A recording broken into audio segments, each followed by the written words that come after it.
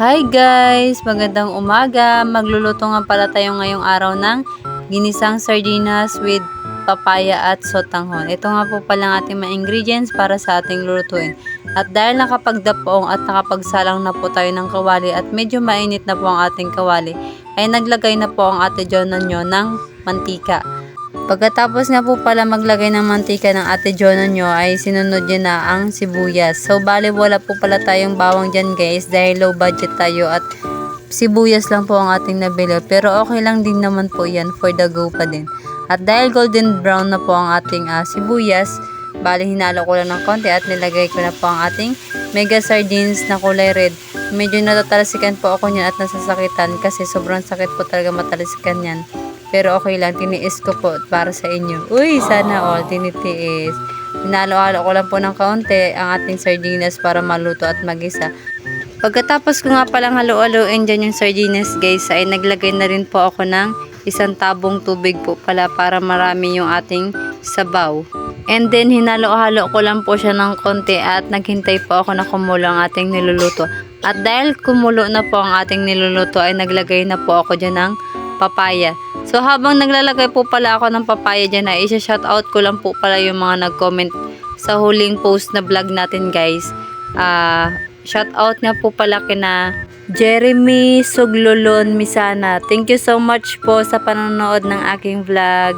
And then kay Ate Vanessa. Shoutout po sa inyo. Thank you so much po ulit sa panonood. And lastly sa aking solid supporter na kahit malayo ay sinusuportahan ako sa lahat-lahat. Shout out sa iyo Mark Paulo Namoko, mahal na mahal kita. Sure, I love you. Nice. Ay, sana all.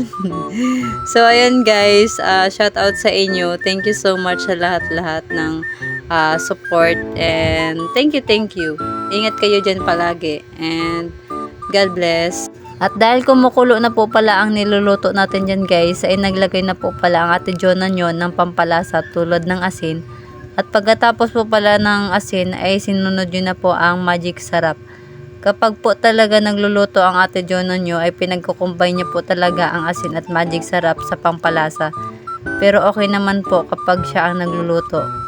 Medyo mayas-ayos naman. Medyo may lasa naman. Charot! Masarap din naman. So, ayan guys, hinalo-halo ko na po pala yan ng kaunti. At hinintay ko po na maluto ang ating papaya at sardinas. Bale, tinikman na rin po pala ng ate Jonah nyo yung nilagay niyang pampalasa kung okay na ba or hindi pa. So, ayan.